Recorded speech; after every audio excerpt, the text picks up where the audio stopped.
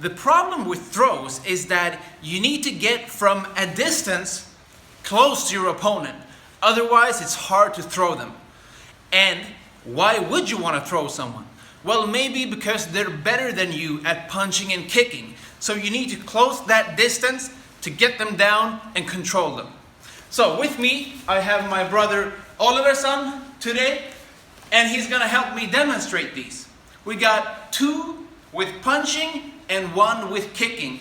Because the idea is that you hide your entry using either your own strikes, punches or kicks, or your opponent's attacks.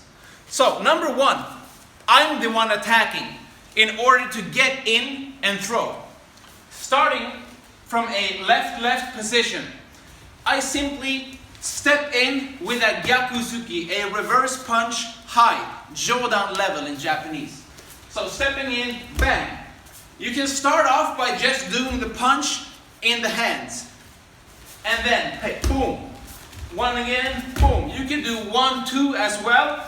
And then go with the attack. Instead of pulling back the arm, I keep going. I close the gap, I bridge the gap as I punch through. And I step behind my opponent. And now the next step is simple. This hand is free. If I want to, I can lift either one leg or perhaps both legs or no leg, simply by doing this scissoring motion, using my knee this way and my arm this way. Try to have some external rotation in your shoulder joint to make it more stable. All right, one more. So, you can start off with some jabs if you want. Bam, bam, step in the same motion. This hand, this arm, should be under his chin for maximum effect, because the body goes where the head goes. And strive to push his weight onto his back leg, which is the pivot point as you spin him around, down. Okay? And like I said, if you want to throw him a bit higher or with more force, you can also lift a leg or both legs if possible. So that was number 1. I'm using my own punch to cover the entry for the throw. Next, I'm going to use my opponent's attack to duck under and throw instead. So we're fighting and he throws jabs. I try to anticipate his attack. It could be a kizamizuki or just a shorter jab. But what I do is I try to sense when he's jabbing and I duck in this way. Maybe he steps in, so I just duck down and let him come to me. Or I step in. But the important thing is to change level. Okay, so you're not going into a strike. Change level and then simply drop your hands here. From here to here. Under his hips, just behind the knees. And then the next part is simply this. I push away with my legs and I pull slightly with my arms. Make sure that you're not in this position here, because it's easy for him to get me down or choke me out. Meaning your head should be here in a tight position against his body. This way, see? Watertight, nothing airtight, nothing comes through. And then from here I simply look up, I push and I lift. Here, down.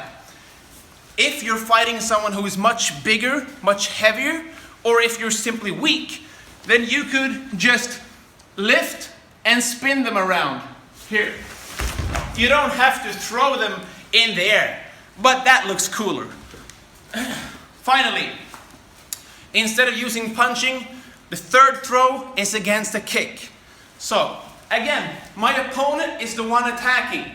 I use his kick, his momentum, to throw him. We're going to do the front leg mawashigiri. Here, bang, bang, that way. So, an easy way to protect yourself is to simply drop your arms here to protect your ribs.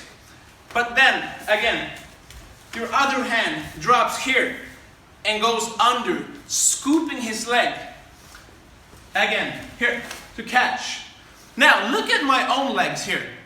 I will step behind my own leg into what's known as a kosadachi in Japanese. And in that same move, I keep going behind, hup, and throw him down. Again. Hip kicks. Block is number one. Always protect yourself before trying anything else. In Japanese, we call this karate ni sente nashi. The most important thing in karate is defending yourself. Attacking is secondary. So again, this way. Block, step in, and simply tap his supporting leg. The important part is this. After you block and go in, just pull. Just pull. Pull, pull, pull. And he spins around. This can be done on the other side as well, but now we're just using the front leg. Finally, one more time. This way, bang. And that's it. These are 3 of my favorite throws that you can use together with punches and kicks in order to execute them much more successfully. Because again, the hard part about throwing is to cover this distance without getting hit. Because it's hard to throw from out here. And how you get closer to your opponent will dictate the success of your throw. That's it for today. I hope you enjoy this. Train hard, good luck, and have fun!